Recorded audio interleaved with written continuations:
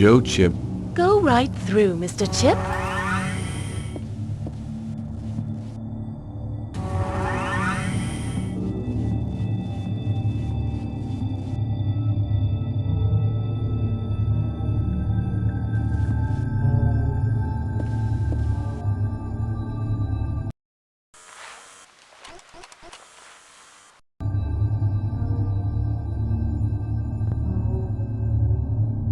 Hi, Mr. Chip. Everything's just fine. He tried to get into your office, Mr. C. He wanted to update your vid phone, but the voice scanner wouldn't let him past. Then I saw him talking for a few seconds with Mr. Ashwood.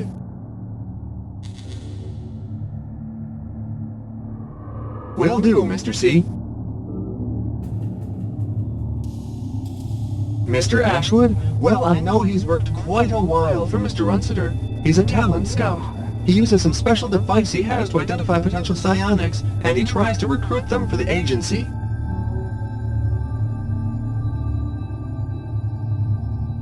In Mr. Runsiter's office.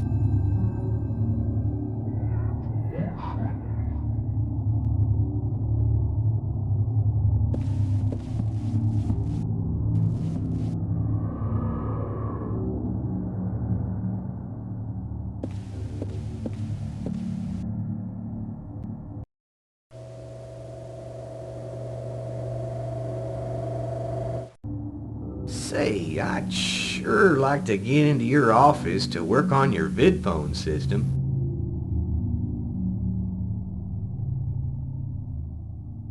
Well, it needs an update.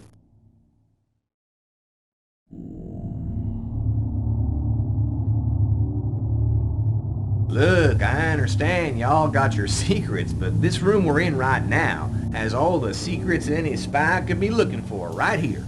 I just want to update your vidphone system.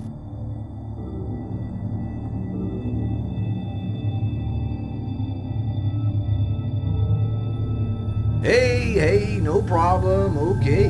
Why should I care?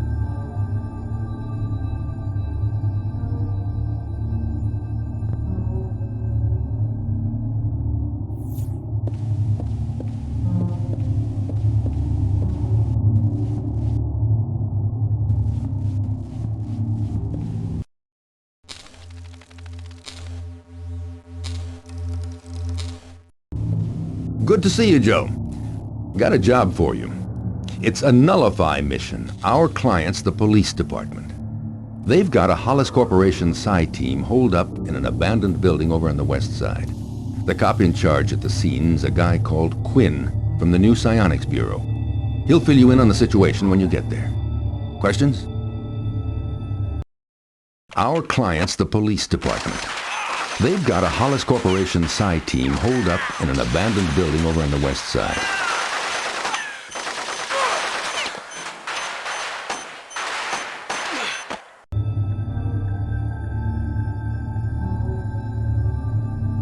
Agent Quinn's been watching Hollis for months.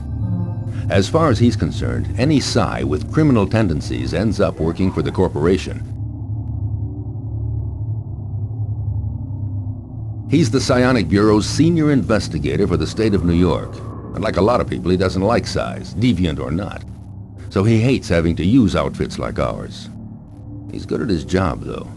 He can smell a Psi a mile away.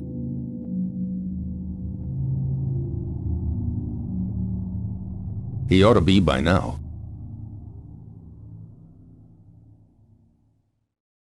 Yeah, well, in business espionage, honesty isn't necessarily the best policy, Joe. I think the reason we haven't noticed his people too much lately is because he's been talent hunting, getting ready for something big. Either that or he's using Psis with powers we don't know about. 9,000 credits. You should be able to take care of this with a few rookies. Give them some experience. Come on, Joe, you know the policy.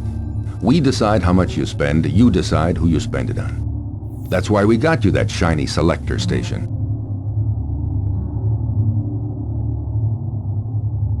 Those guys are getting heat from Washington. People are scared of psionics, Joe. That's why we have the new anti-mutant law. The funny thing is, they need our size to neutralize the deviants.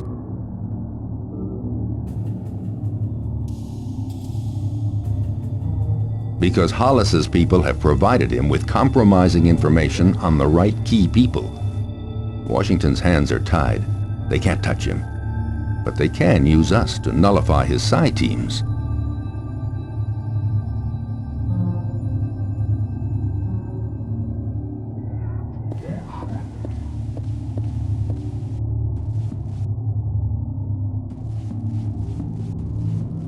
Joe, Chip.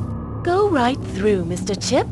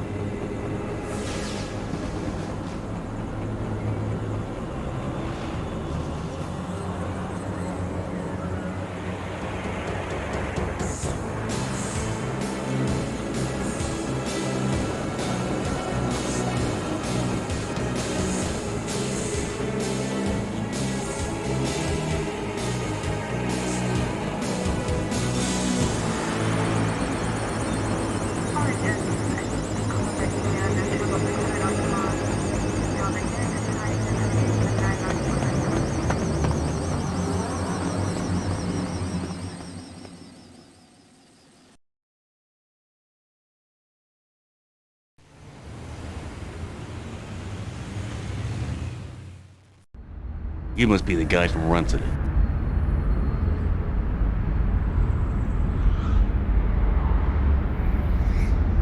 Looks like some Hollis Psi geeks were having a training session in the old factory when a cop patrol surprised them.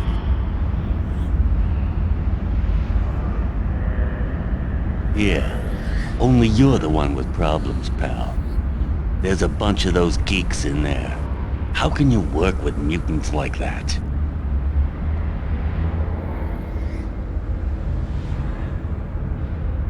Oh, sorry I hurt your feelings. Maybe you like psionic mutant scumbags. I don't.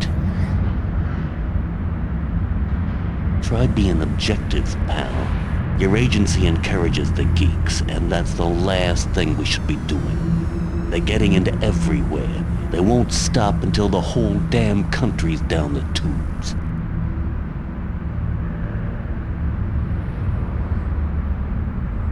You and me both.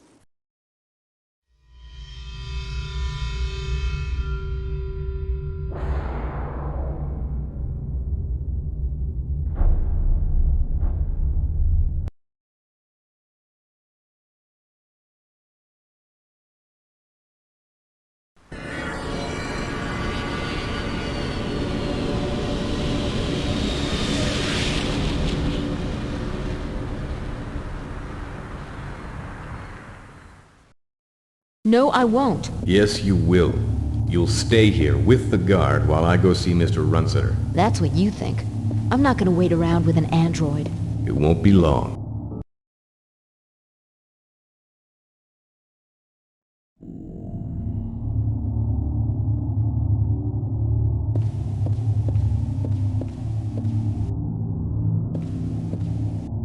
Welcome to the management floor, Mr. Chip.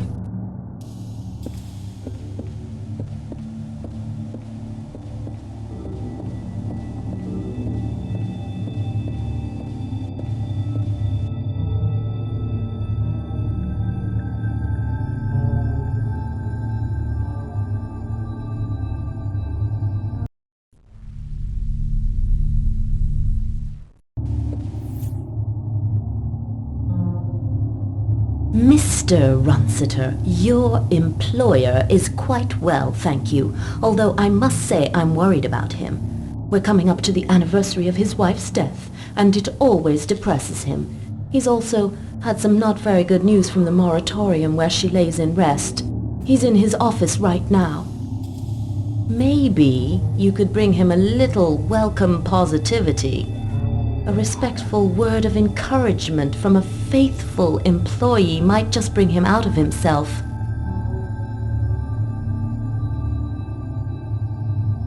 My name is Mrs. Frick, Mr. Chip, not Mrs. F.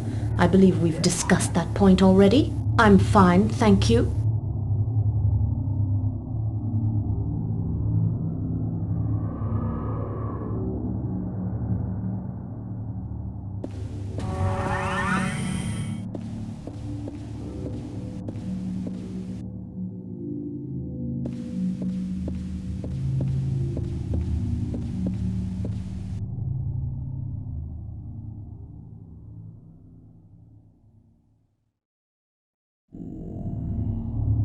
She's a good find, Joe. A very promising recruit. I want you to test and evaluate her psi aura. I also want you to take her in your mission squads.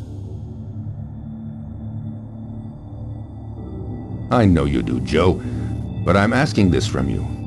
I want her to be trained by the best mission leader I've ever had. Will you do it for me?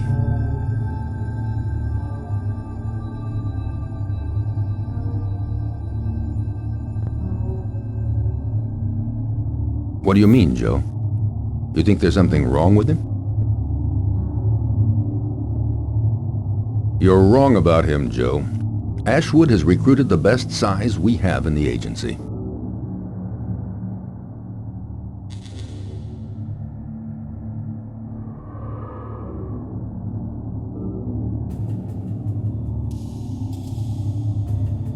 As a matter of fact, there is a job I'd like you to handle. It's not for a client this time, it's for me. I've had some troubling news from the moratorium where my wife Ella is. I'd like you to go there. I'll give you the details in the briefing room. First, though, I'd like you to evaluate Pat Conley's power.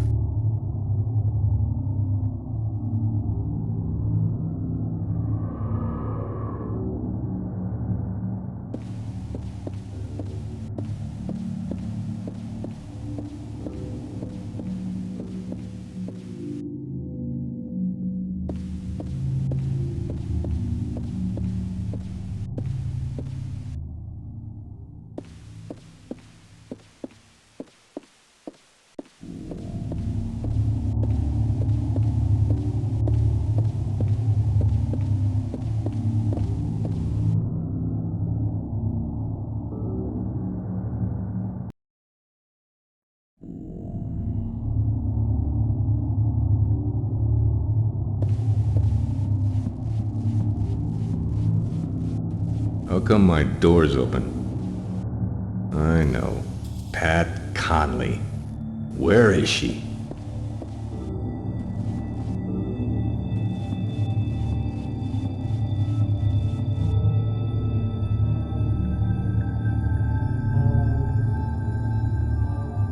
I'm sorry, Mr. Chip, but I can't answer your question. That's impossible, Mr. C. Your door has a voice recognition lock.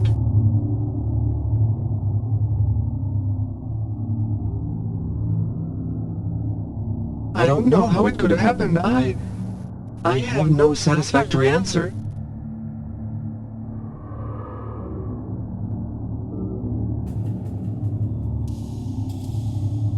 Sorry, Mr. C. I have no memory of that event or of a Pat Connolly. I have no satisfactory explanation.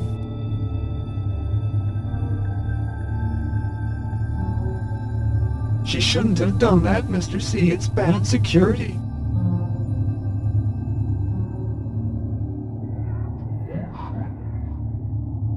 No?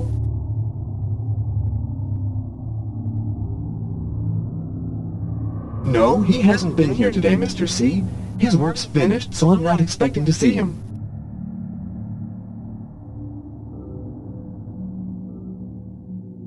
I'm as good as new, Mr. C. All systems nominal.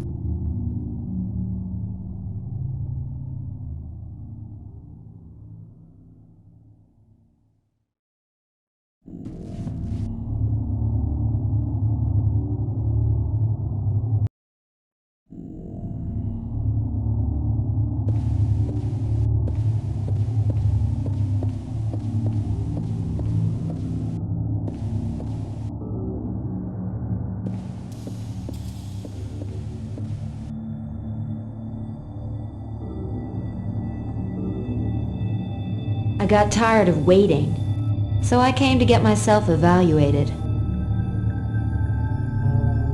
Francesca says when my field training's finished, I'll be indispensable. Your high-powered voice recognition lock? It was easy, Joe. When you manipulate time, you can manipulate a lot of things.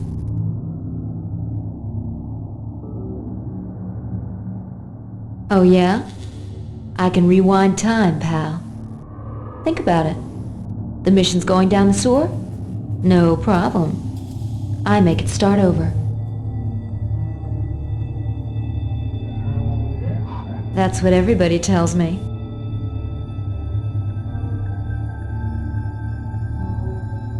Not ever? Wouldn't that be a waste of expensive talent?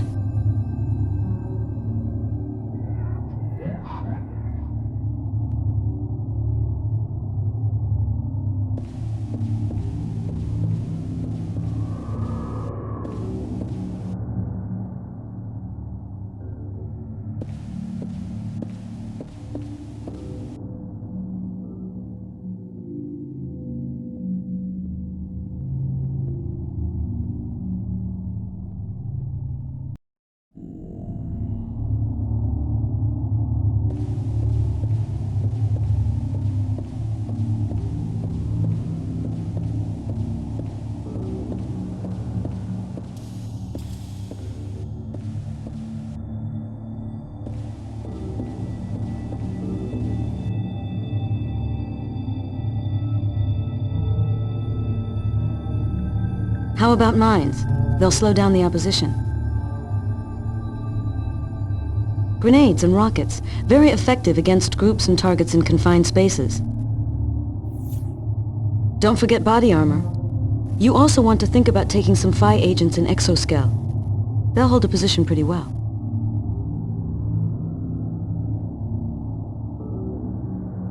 I'll bet he does. Glad to have you on board, Pat. Just learn the job and you'll get by. Thank you, Wendy. Joe's gonna teach me all the right moves, aren't you, Joe? Well, don't let her take your mind off the mission, Joe. I'm sure you'll have a wonderful time together. Don't worry, Wendy. I'll try to resist his magnetic charm. Oh, no thanks, Joe. I wouldn't want to butt in on anything.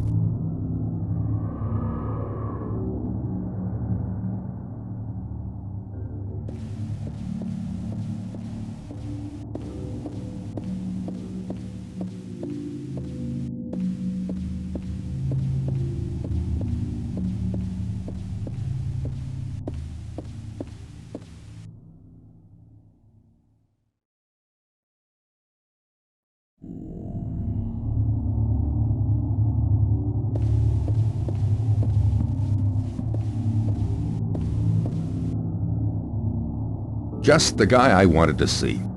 We've had some information from Switzerland. A number of Hollis agents have been seen at Zurich Airport.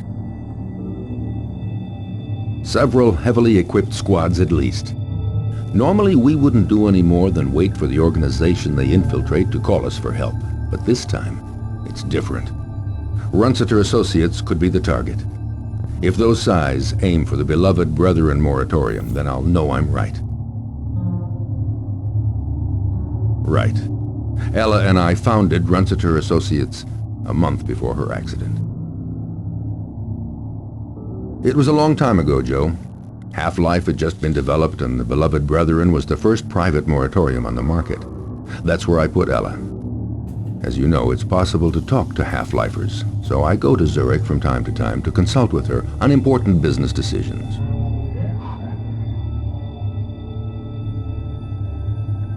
You heard right.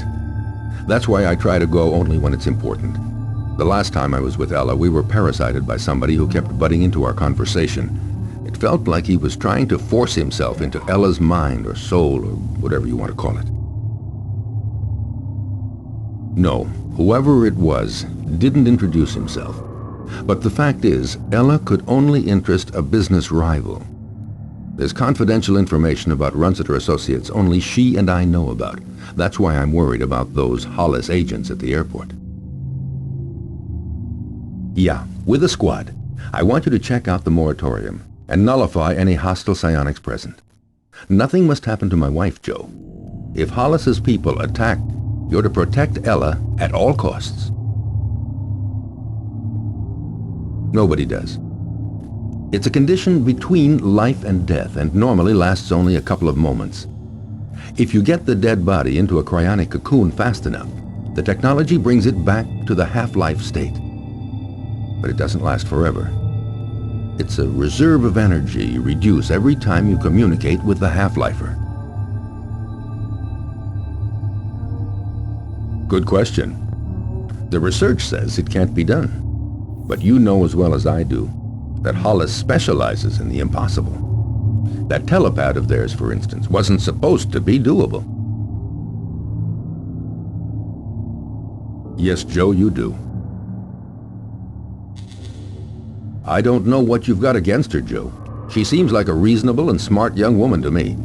I see her playing a big part in our future, and I'm counting on you to give her the best training you can. If Hollis's agents are in Zurich, I'm pretty sure it's because my wife Ella is in the moratorium over there. Funny thing is that the Hollis Corporation has reserved a number of cryonic cocoons for its agents in that same moratorium. True, in the same moratorium. The reason is the beloved Brethren was the first moratorium on the market, and both Hollis and I figured that being able to get after-death reports from our agents could give us an edge.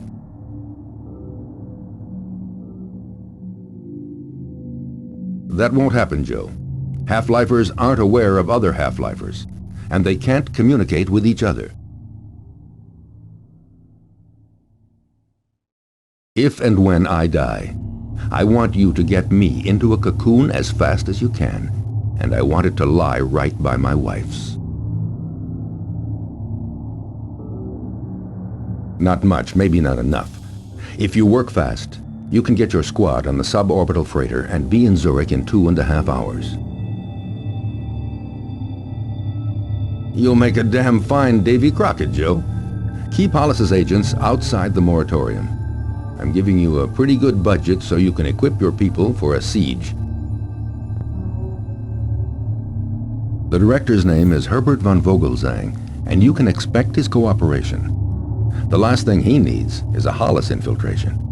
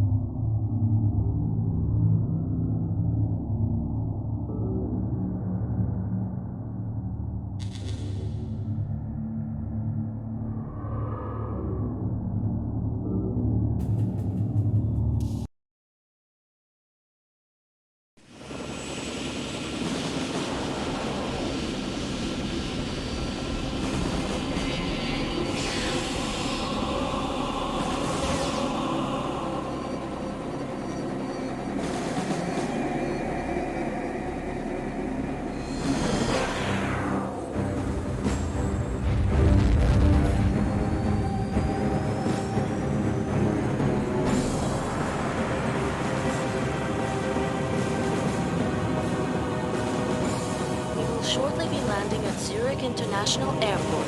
Please remain seated during atmosphere re-entry.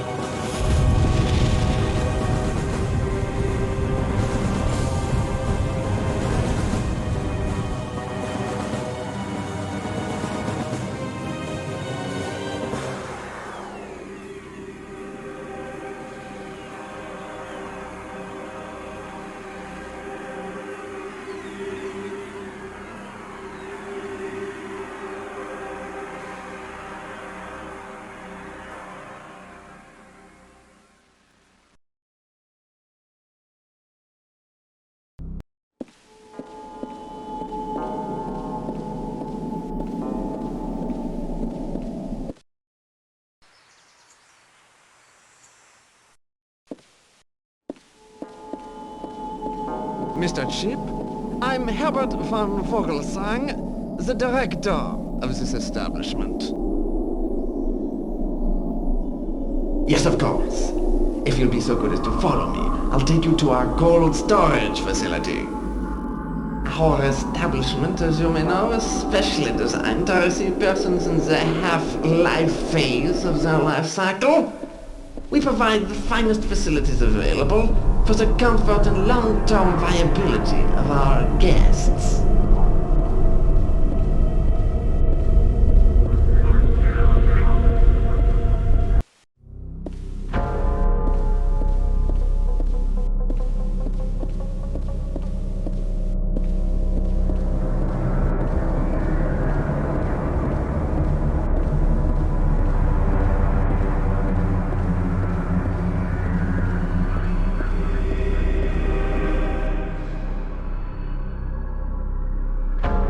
We are not far from cold storage now.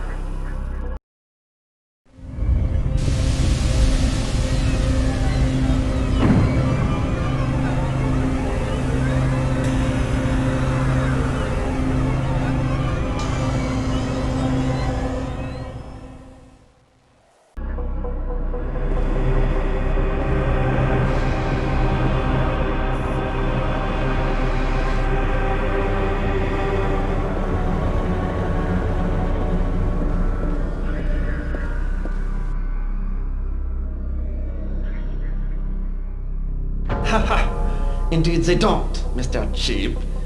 Cryonics is a low-temperature technology. We move our guests out of cold storage only when they receive visits from loved ones. Or, of course, when their half-life reaches the moment of final ending.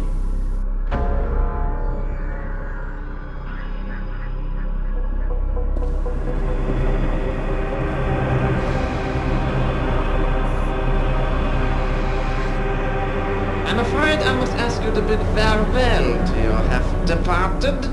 Our establishment is forced to close its doors early today. Forced to close early. Is there a problem? Heavens no, Mr. Knight. An administrative mix-up. Nothing more. Why didn't your people tell us? Believe me, I'm as upset about this as you. You say the problem's administrative. Okay, so how come it's nearly impossible to get through to my mother, Isn't that more of a technical foul-up? Mrs. Knight, what is happening? Jory, you get away from me! Jory, what is this?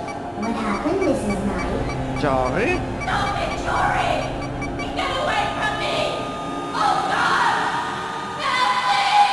Operation, this is Director von Vogelsang. Turn off Mrs. Knight immediately. What happened, Mrs. Knight? Couldn't find any Ubik? That means you're on the menu!